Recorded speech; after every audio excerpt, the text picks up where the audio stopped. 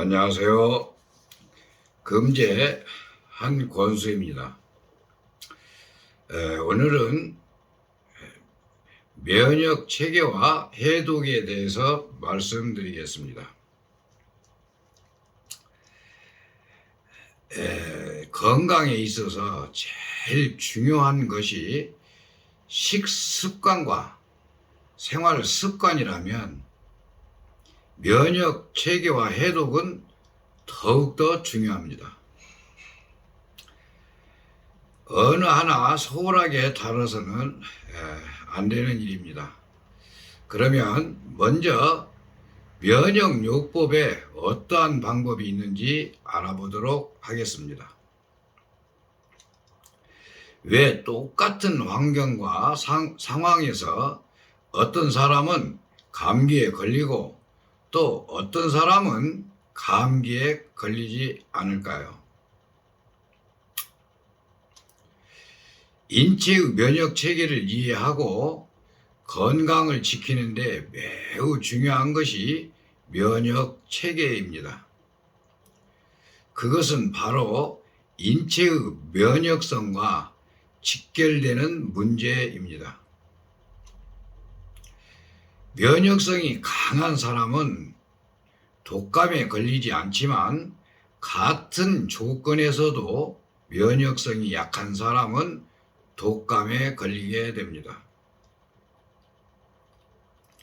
인체의 면역성이 떨어지지만 않는다면 건강을 염려할 필요는 없습니다.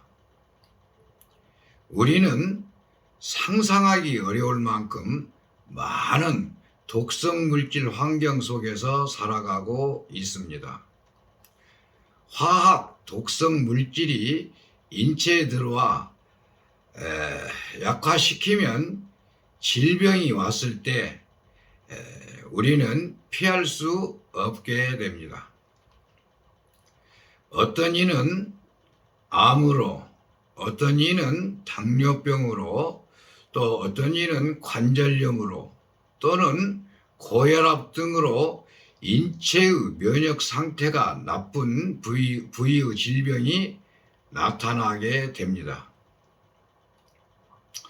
요즘 미국뿐만 아니라 우리나라에서도 문제가 되는 만성 피로 증후군이라는 것이 있는데요.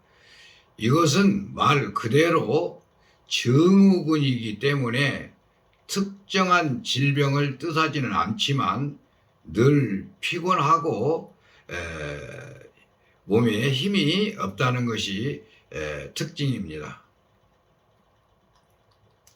이렇게 만성적으로 피곤하다는 것은 말로 표현하면 면역성이 약화되었다는 것입니다.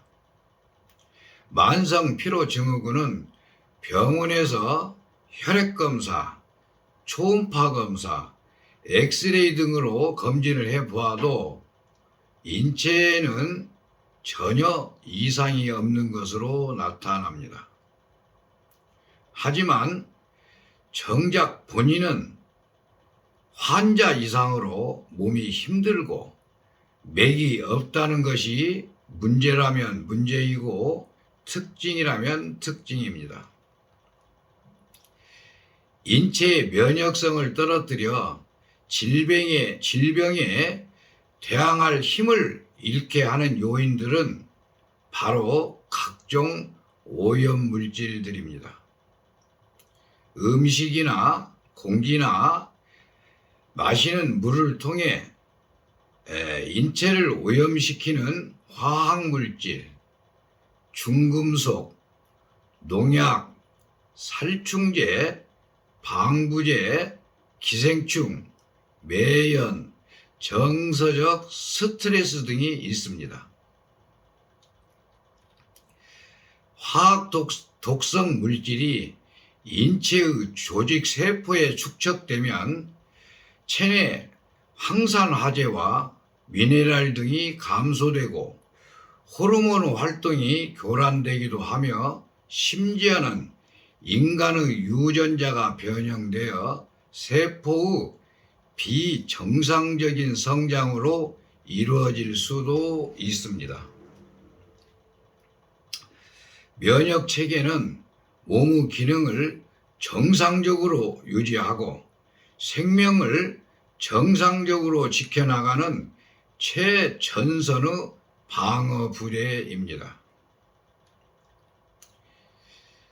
이런 정교하고 완전한 시스템을 무력하게 만든 주범은 바로 자기 자신입니다. 또 하나 중요한 것은 체온을 정상적으로 유지해 줘야 합니다. 체온이 1도씨 떨어질 때 면역력은 20% 내지 30% 떨어진다는 것은 이미 과학적으로 밝혀진 사실입니다. 우리 몸의 기관은 정상적인 체온에서 정상적으로 작용하게 됩니다. 체온을 높이는 방법은 온열요법도 있고 식용요법, 운동요법이 있습니다. 우리의 건강은 세포 단위에 있습니다. 세포는 인체의 가장 기본적인 생명 단위이고 세포가 모아져 조직을 이루고 조직은 기관을 형성하며 기관은 시스템을 만들고 시스템은 인체를 형성합니다. 그러므로 몸이 건강해지려면 인체 시스템의 최소 단위인 세포부터 건강해야 하고 그러기 위해서는 세포에 충분한 영양분이 공급되어야 합니다. 각 세포는 면역 체계를 가지고 있고 그것이 전체 60조개로 형성된 인체의 세포가 면역 세포와 직결되기 때문입니다. 면역 담당 세포의 기능과 역할에 대해 더 정확하게 이해하기 위해 감기 바이러스가 체내에 침입했다고 가정하면 이 바이러스는 우리가 숨을 쉴 때 공기를 통해서 체내로 들어옵니다. 면역 체계 중에는 백혈구라는 세포가 있습니다. 백혈구 중 하나인 림프 세포는 혈관과 세포를 싸고 있는 세포액을 지속적으로 조절하고 체내 노폐물을 제거하는 역할을 합니다. 면역 세포 중 T세포와 B세포 많이 먹는다고 해서 대식세포라고 부르는 세포가 있습니다.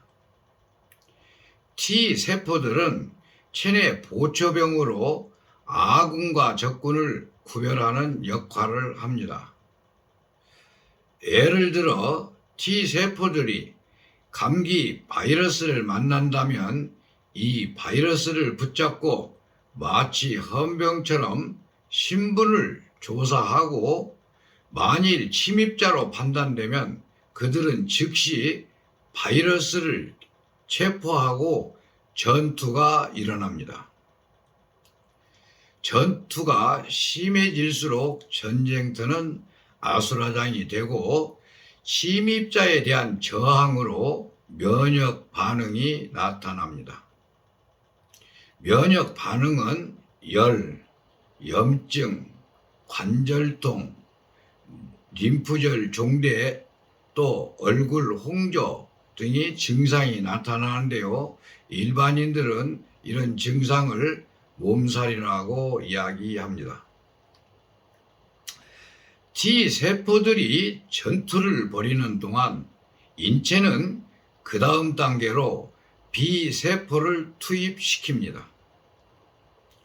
이렇게 만들어진 수천 개의 B세포 항체는 T세포가 싸우는 전쟁터로 투입되어 바이러스를 공격하고 T세포와 황체의 공격을 받은 바이러스와 바이러스에 감염된 세포는 함께 터져서 죽게 됩니다.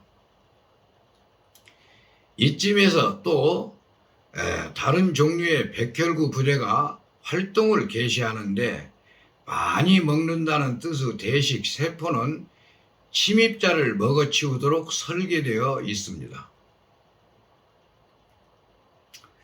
전쟁터로 급파된 이들의 업무는 적군을 다 먹어치운 뒤 자신도 폭파되어 죽는 것입니다. 일종의 결사대라는 셈입니다. 이렇듯 T세포, B세포, 대식세포로 이루어진 3중 방어장치 면역세포들은 죽음으로 인체를 지킵니다. 면역 기능이 무너지는 첫 반응으로 인체는 두통, 가려움증, 두드러기, 피로 등의 증상이 나타나게 되는데요. 이것은 면역 기능의 문제가 발생했음을 알려주는 증상입니다. 오늘날 편도선은 호흡기나 구강을 통해 들어오는 세균을 막아주는 역할을 하는 기관이고, 맹장은 대장에서 소장으로 유입될 수 있는 세균을 막아주는 역할을 하는 검문소입니다.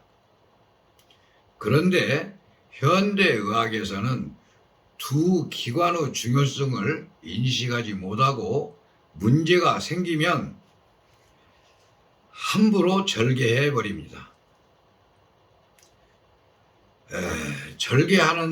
절개해 버리는 것이 최선의 방법일까요? 과연 수술이 치료일까요? 면역이란 몸 속에 들어온 병원체에 대한 몸이 항체를 생산하여 그 병원체를 죽이거나 무력화시켜 다음에는 같은 병원체에 걸리지 않도록 하는 몸의 방어작용을 말합니다. 자기 면역 질환에 대해서 또 다른 이 면역 세포들의 작용이 있기 때문에 자기 면역 질환에 대해서 좀 설명을 해드리겠습니다. 이 항체가 병원체를 두고 아군인지 적군인지 구분을 하지 못해 발생하는 고약한 질병입니다. 다시 말해서 인체의 면역 체계가 자기의 조직 세포를 적군으로 오인해 공격하는 질병입니다. 이는 인체의 자살 행위로 마치 배가 고플 때 자신의 손가락을 잘라먹는 것과 같은 현상이라 할 수 있습니다. 왜 이런 무시무시한 일이 생길까요? 백혈구가 왜 적군과 아군을 구분하지 못하고 자기 자신을 스스로 죽이는 걸까요? 면역 체계에 뭔가 이상한 일이 생긴 것은 분명합니다. 백혈구가 돌아버리지 않는 한 이런 상황은 있을 수가 없는 일입니다. 우리들은 광우병이나 야구병을 기억하고 있을 것입니다. 이 프리온이라는 독성 물질에 의해 소의 중추 신경계가 퇴행화했을 때 문자 그대로 소가 미쳐버리는 것을 광우병이라고 합니다.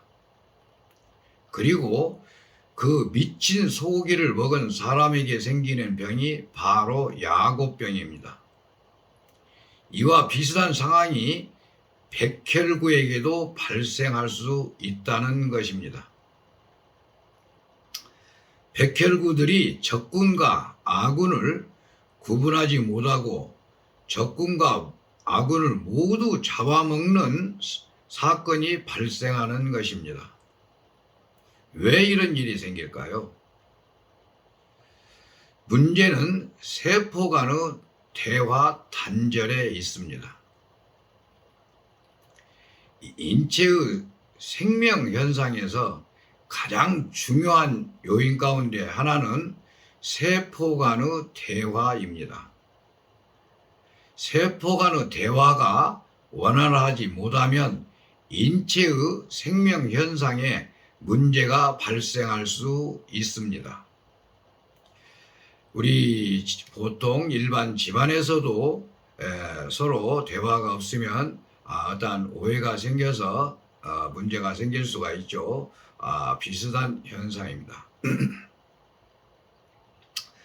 병원균이 침투하면 그 사실을 각 신경세포 간의 릴레이식으로 뇌로 전달해야 하는데 이때 이 메시지는 자연 발생적으로 전달되는 것이 아니라 신경세포 간의 대화를 통해 전달됩니다.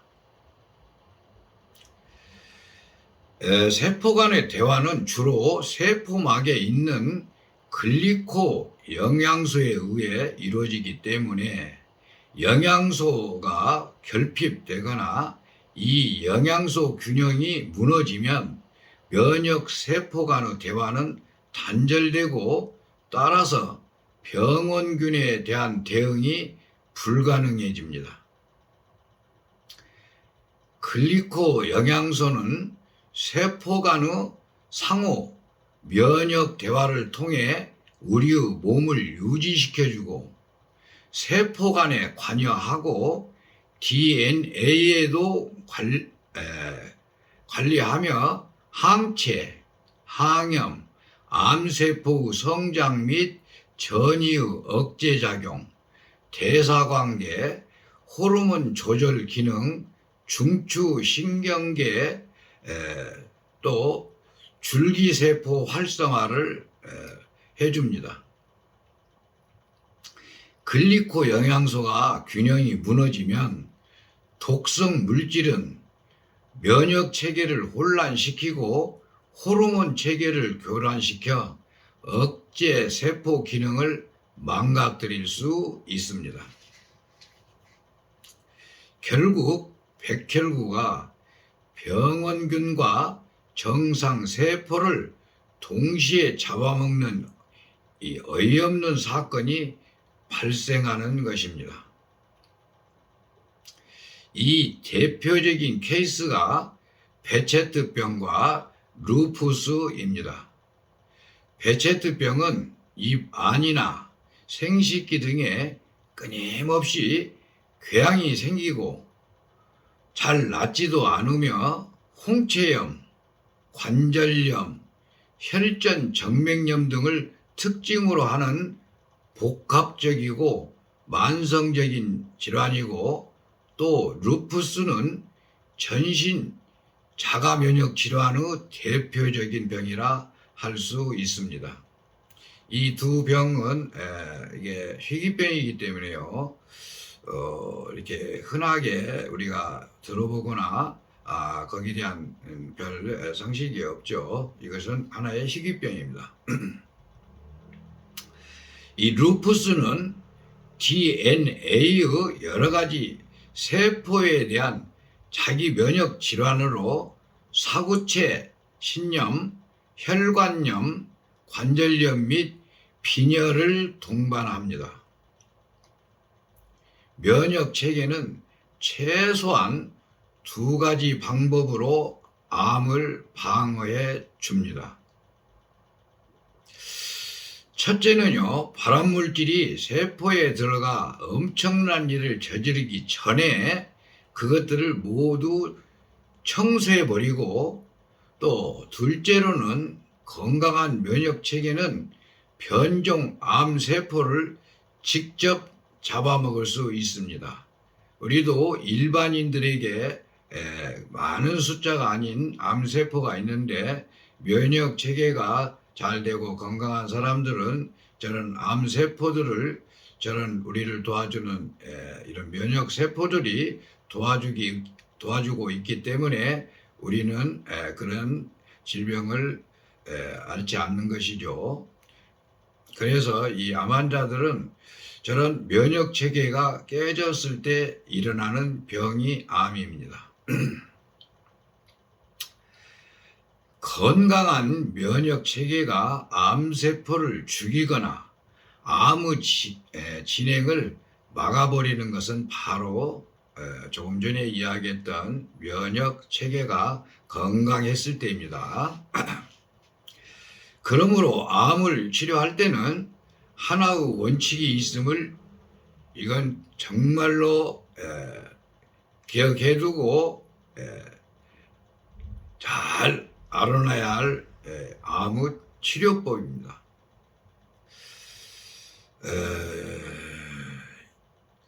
병원에서는 현재 암을 치료하는 것은 그건 치료가 아니고요.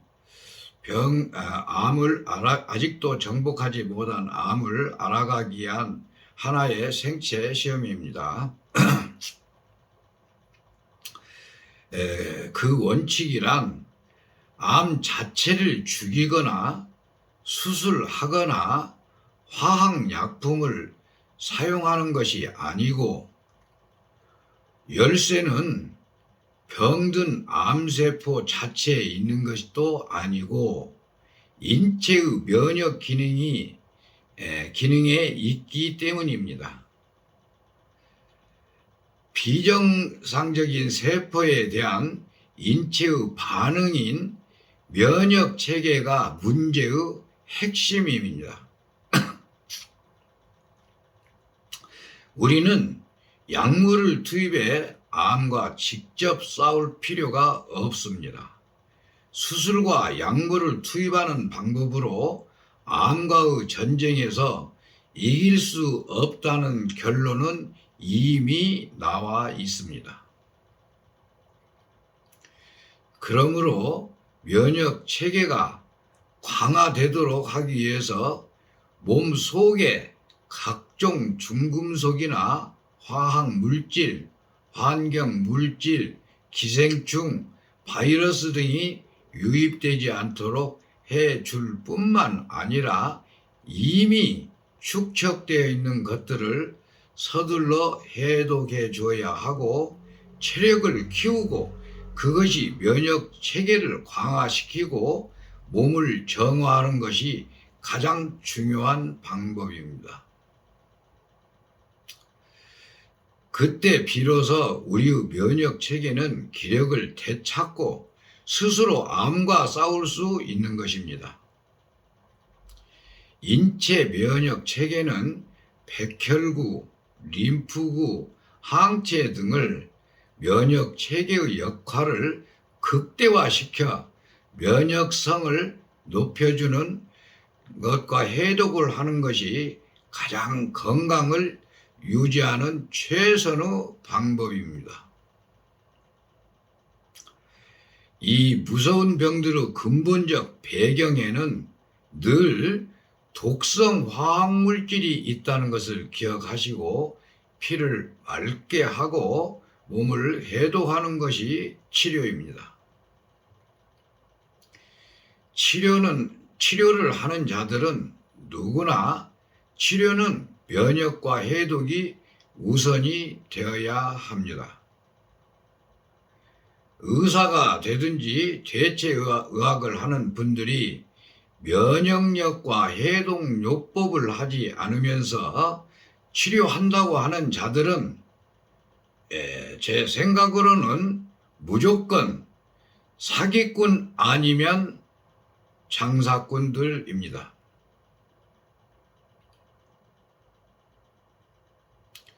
요즘 방송이나 유튜브에 나와서 손 어디에 동그라미를 그리고 무엇을 붙이면 암이 낫는다, 파킨슨이 낫는다고 하는데 믿지 마세요. 마음도 몸도 다치고 돈도 다칩니다. 조금은 효과가 있을지 모르나 치료는 되지 않고 그걸 빌미로 교육비가 수천만 원 달라고 할 겁니다. 강의비는 10만 원 가치도 안 됩니다. 사기꾼들에게 속지 않는 것이 삶의 죄가 될 것입니다. 환자들의 절절한 마음과 목숨을 담보로 사기꾼들이 득실거리는 모습을 보면서 제가 유튜브를 해야 할 이유이고 동기가 되었습니다. 다시 한번 간곡하게 말씀드립니다. 우리 인간은 무엇이든 하면 됩니다. 하지 않으면 안 됩니다. 하지 않으면서 안 된다고 안 합니다. 이것이 나를 사용하는 설명서입니다. 자, 오늘도 고생하셨고요. 또 다음 시간에 뵙겠습니다. 자, 감사합니다.